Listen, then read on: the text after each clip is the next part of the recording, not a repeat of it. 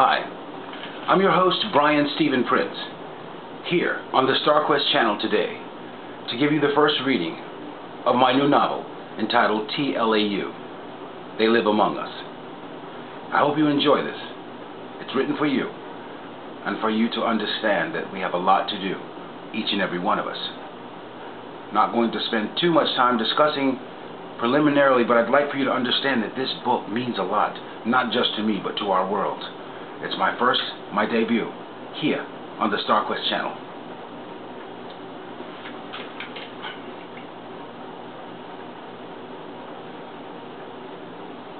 Just to tell you a little bit about the book before you get started. In this book, it's about a man who goes out to San Diego, and he discovers a motion city that just comes into being, into existence at certain times of the year. Once you get in, it's very difficult to get out, but you must have a pass to get in. The Indians from out in San Diego, in this area, are the tribe that leads our host into Coconut Oasis, the Motion City. Inside the city, there are vampires, werewolves, mermaids, creatures from other dimensions, aliens, everything's there. And of course, we find out later in this story that these creatures do not only live in Coconut Oasis, they live among us. T.L.A.U., my new novel. Here's your introduction. There are many things among the universes that will remain unexplained throughout the days of our existence. Change, experience, and time are the greatest teachers, the greatest doctors and creators. No matter what we encounter, there will always be more than we can imagine. Things and situations we must face, things we must deny, things we must embrace, as well as things we must dissolve. As something is created, something is sure to be destroyed. Thus the challenge. These challenges are merely windows of diverse opportunities that ultimately provide ways to give us what we desire. How we choose to react and what we do during these circumstances is entirely up to us. New ideas, beliefs, faiths, and sciences are discovered in order to help us find, understand, and develop rationale for our place and purpose here on earth. Thus, our responsibilities in what is ultimately the plan of God, we will find. What we know, as well as all and much more than we can fathom, is always just around the corner, the next turn. When we embrace the truths that whatever we dream or envision is possible, we are free to experience the magical, mirrored microcosms within the grand macrocosmic systems of creation, existence, and multilinear design. The order of chaos. As Mr. Clinton once said, George Clinton, mind you, not Bill. He said, "Be careful of the thought seeds that you plant in the garden of your mind, for seeds grow after their kind." Every thought exists in some reality. What do you dream? What do you fathom? What do you create? Once again, your introduction to the new novel, T.L.A.U. by Brian Stephen Prince.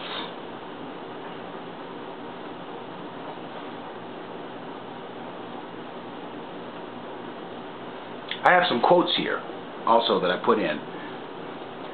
The exterminator says, "You keep telling me that you don't get it. I keep trying to break it down for you. It doesn't take an astrophysicist or a rocket scientist to understand that the world is in a mess. And if we don't do something about it now, something to fix what we have betrayed, broken, and abused, it's curtains for us all." My dad used to say, Your head is made out of Vermont marble and African ivory, covered over with a thick layer of case-hardened steel, which forms an impenetrable barrier to the ashen tissues of your poor brain. Hence, the soniferous and ostentatiously effervescent phrases that I continually recreate for your comprehension fail to penetrate your atrocious intelligence. And he also used to say, there are no quick fixes. You gotta work for it. I say, been there, done that. Bought the t-shirt, wrote the book. Our story begins with our main character, and his name is Brian. Keeping the Faith plays by Billy Joel on the radio. As I dance out the door into the hallway, I see two shadows, a man and a woman. They're dressed as American Indians, lock, stock, and barrel. His hair is long, silky, in two ponytails. His face etched and aged like fine wine. He wears Indian war paint fingered on both cheeks that appear to be stripes of a white paint, tar, and blood. On his head, a two-feathered headband. He wears a gray and white cowhide vest, leather pants, and matching moccasins. The woman beside him is slender, wearing a leather gray dress made of cowskin. Her hair is also long, black, and braided.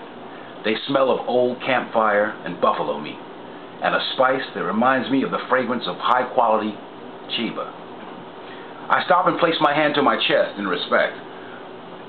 The man wearing the two-feather headband holds his hands up high, 2 fingers to the right, 3 to the left, as if to say, greetings. He touches my cheek and then my left shoulder. Their eyes are closed momentarily. He utters, "Owaste, son of man." I knew the hand gesture as a sign of the Kohen from my roots, also from Star Trek, the Vulcan sign Mr. Spock used to make, "Live long and prosper."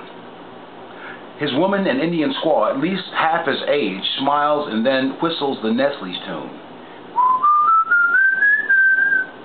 She then begins to laugh, a mild, haunting kind of laugh, reminding me of a psychotic voodoo priestess from an old scary movie I'd once seen. He just smiles. The sound of her voice fills the halls, and then the images of the two and the sounds coming from them begin to fade, as if they were a holographic projection in a movie coming to a close. My God, my body was numb, frozen, chills all over as I witnessed them disappear. I took a deep breath, reached for my cell, keys and wallet, phone, keys and wallet. That's what Telman Knudsen, the internet guru, always says. He's the only one I have any kind of confidence in so far. And then I locked the door. Composure, Baruch Hashem, spirits. And I haven't even had a drink yet. Nestle's. My next Nestle's is going to be a long, stiff, white Russian, a triple. Cautiously, I stroll into the eye of the matrix. New York, New York, the Big Apple. Now, New York is a cool place, for some, for sure. Unlike any other place in the world, I call it the eye of the matrix, simply because, well, it is. There's some of anything, everything, and anybody in New York. Any flavor, any size, any shape, every color. Every religion, every type of food you can begin to imagine. There's Little Italy, Chinatown, the Empire State Building, the Statue of Liberty, fast cars, fast women, superstar sightings, and whatever your particular mind can fathom. Some say that they are here too. They? Well, if you didn't know, they've been here. And you want to say who? It's more like what? You saw Men in Black, right? They are here. They've been here. If you didn't know, you should. But this isn't all about New York, nor all about aliens. This is a pragmatic, fictional, hypothetical great read that will take you to Hopetown, USA. Better known as the town of Coconut Oasis. They say that the end of the world is coming. End of the world as we know it is coming too. They said it before, and I hope they're wrong again, but the planets are going to line up. In fact, they say that they're going to line up in 2012. Oh my God, it's already 2012. In fact, last time I checked, it's already 2012 and the planets are already aligned. Something is definitely up. There are neutrino emissions sparking from our sun, just like in the movie 2012. Just ask my pals from New York. Hurricane Sandy blew New York and New Jersey and many other areas up top. A new one. Yeah, something devastating is definitely on the horizon. We've done so much on this earth, as surely as we have become gluttons and greedy and selfish and inconsiderate, forgetting about our morals and our humanity, our pledge of allegiance and our religion in the schools. Don't blame God, guys. If you've forgotten about His love for mankind and you see it like it's all you and there's no need to worship and honor the Creator, then you're just adding fuel to the fire. Remember Noah? Remember Lot? Sodom and Gomorrah? You got to read the book, guys. Basic instructions before leaving Earth. The Bible. Teach you a lot of stuff. If you piss God off, it's going to be time for shake 'em up, shake 'em up, shake 'em up, shake 'em. That's just the way it goes. I was told that if we begin to be more considerate of God and our fellow men, and especially our planet, Mother Earth, then and only then, we would be protected from the coming utter destruction. Something about a protective magnetic field set up by men's positive thought energy. I was told that. And I was told that it had to be worldwide. Everybody's got to do it. In other words, everybody had to be in the mindset of light and love. Fat chance, huh? I believe it's possible. Maybe it's just old folklore. Maybe it's not. One thing for certain, I'm having and have for a long time been in touch with a force higher than something from a higher realm. It is God. I'm pretty sure it is. Honestly, a lot of this novel is fiction. It's configuratively based on my real experience. I've seen so many things that were unexplainable and unimaginable in my lifetime. Things that, I don't know, that people don't want to believe exist. I know they do. I'm here to tell you that things like ghosts, mermaids, vampires, werewolves, poltergeists, aliens, and many other forms of energy are now in existence simply because somebody, somewhere, imagined these things and gave them thought energy and thus existence. Most of us have seen something unexplainable. I'm sure you have. Is it real or is it Memorex? You decide.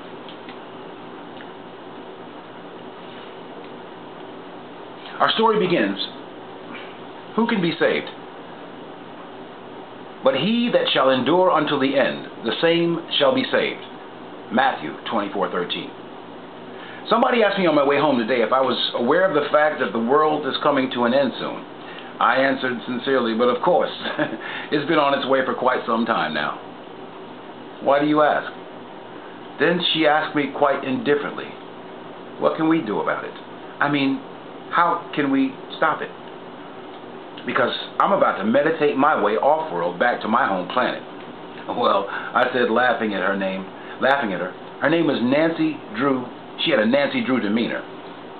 If I had the answer to that question, I'd probably be the smartest, richest, wisest man on earth.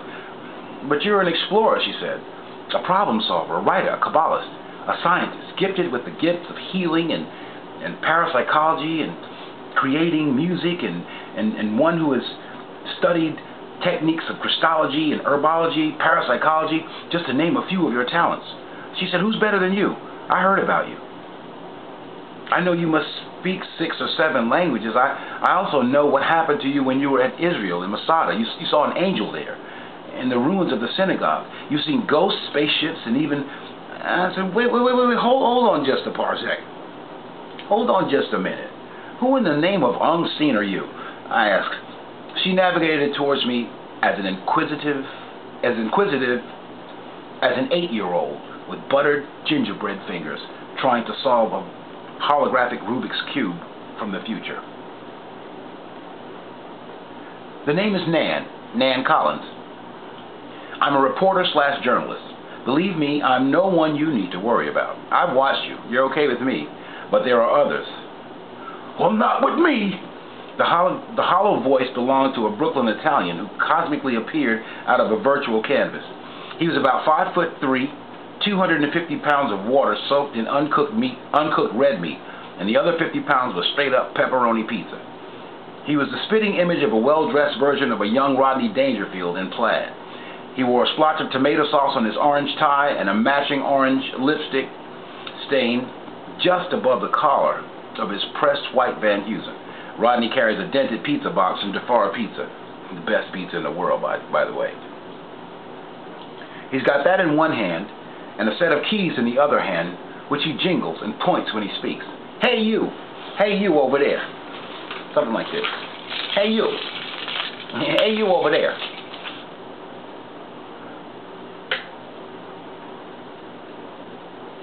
He says, "You friggin' smorgasbord you," he yells.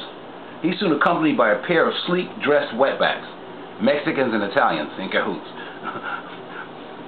All three are mid-20s to mid-30. I swear to my mother, you got some set of balls there, Mr. People like you.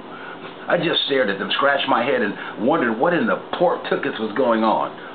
The Mexican woman, about 5'7", dressed in a purple skirt, revealing her, you-know-what, she sang out while she danced to me. Hola, cutie. You bringing sexy back. The mother boys are just Zuzu's acts. Her tan skin flushed as she revealed her ultra-provocative green-eyed stare of passionate lust. I heard about the thousands you heal with the heat of your hands. You could touch me, Poppy, any way you want to, essay. Touch me in the morning. You want to get me hot and heal me? As tempting as that sounds, miss, and I do mean... Here you go, wait. As tempting as that sounds, miss, and I do mean, I do like those twins, but I don't think that'd be appropriate, seeing as how I don't even know your hat size. Look, sugar tits, here's my card. You so 60, ay papi chulo. She turned to the little man and sang like Rosie Perez. Honey, I want to give him some hola, hola, eh, hola, hola, hola. I looked at the well-dressed Mexican man, and he looked more embarrassed than the invisible man. Sheesh, senor, por favor, excuse my sister. She got ants in her pants and she need to dance. Tu sabe? You know what I mean, senor. Well, thank God you told me before I grabbed my card from her hand. Contracted something. Alien. Oh, no. Senor, she is virgin now. My sister, she is a virgin now 7 times. Oh, wally, oh, wally. She whined. The Mexican man scratched his head, removed his hat, and spoke with his head bobbing like a parrot, one eye partially closed. I also know that they are watching your every move, senor. Who are you people? I asked. Is this some new YouTube video deal or something? Who are you? Really, Mr. Sexy Body? She asked me directly. I heard about your experience on the Amtrak train to Washington. How this guy appeared in front of you and told you that they will always be close to you. And if you ever needed them, it vanished in front of thin air in front of you and 2 other amigos. Then the Italian roared, exactly. And what about the freaking spaceship design you sent to NASA? What in the Sam Hill was all that about? Hickory dickory dock. Come on, Einstein. You got some splaining to do there, sonny boy. You ain't so freaking special. You must be on that beam me up Scotty type stuff there, huh? That's my guesstimate constipation. Look, Socrates, I told him, who died and made you judge and jury? I've had my bouts with a lot of things, both good and bad. I've made some mistakes, but that's done. I made it through the rain. I never claimed to be perfect. I got idiosyncrasies just like everybody else. I'm constantly hanging up my hang-ups. The perfect man is either God or a no-count wannabe judge from the Crip Society. Which one are you? He shut down like a burnout transformer.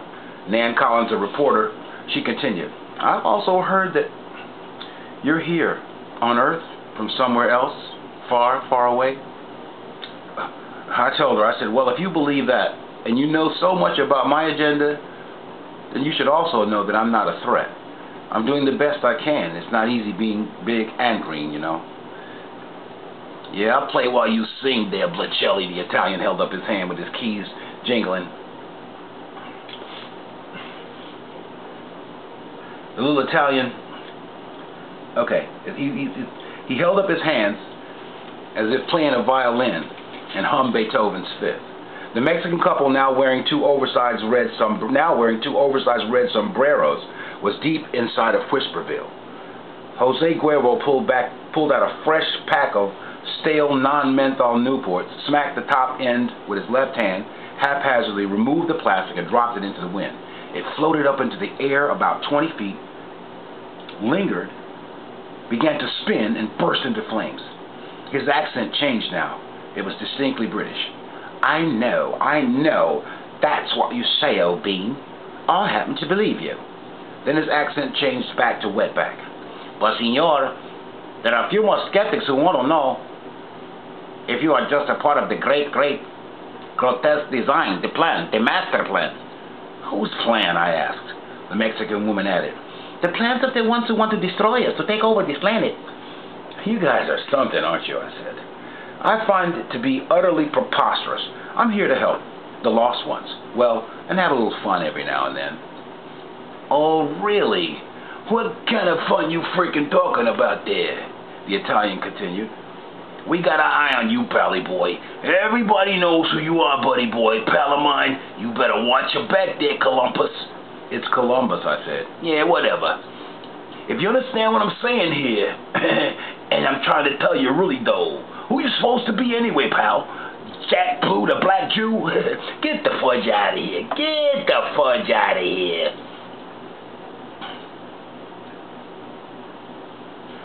Get the fudge out of here with those, what do you call them strings there, them black things with the feathers. Yeah, the black hat with the feathers and them strings you're wearing. The strings, they're called tzitzits. They're not strings, and the hat's just my style. He began singing, when that shark bites, oh black heat, babe, and his teeth are pearly white. As he pointed his finger towards me, the clinging from his keys was like tiny wind chimes phasing in and out of the cosmic sound realm. It was as if the chiming was causing time to slow down. The street corner was getting more and more interesting by the nanosecond. I'd never seen so many people gathering, walking, conversing. As I took a deep breath of Brooklyn atmosphere, I noticed that many of the bystanders were now pointing up at the sky. I took a moment to shield the sun with my hand to get a glimpse of what they were looking at. Gazing up into the sea of dark clouds coming, something was definitely moving towards us. It was back behind the clouds, but you could see it. It was round, full of lights. A silver disc maybe, metallic and huge. Then it vanished, like it cloaked or something. Did you see that? Something's up! The reporter yelled. If you know something, I'm all ears. I just laughed. I'd seen him before on several occasions. In fact, this was no front page news to the kid. Look at him. Jamokenstein, the Italian smirked. Yeah, he's probably one of them. Son of a, you got a lot of mouth for an oversized pizza pie bellied waffle faced Rodney wannabe Dangerfield linguine eating. Sorry, I caught myself. New York has a way of making a man respond with fire and rage in his words. It takes a huge amount of self-control to deal with the multitudes of perps and their cockeyed ways of expressing themselves. New York is a continual carnival. People are always making a show out of something. Many times we overreact.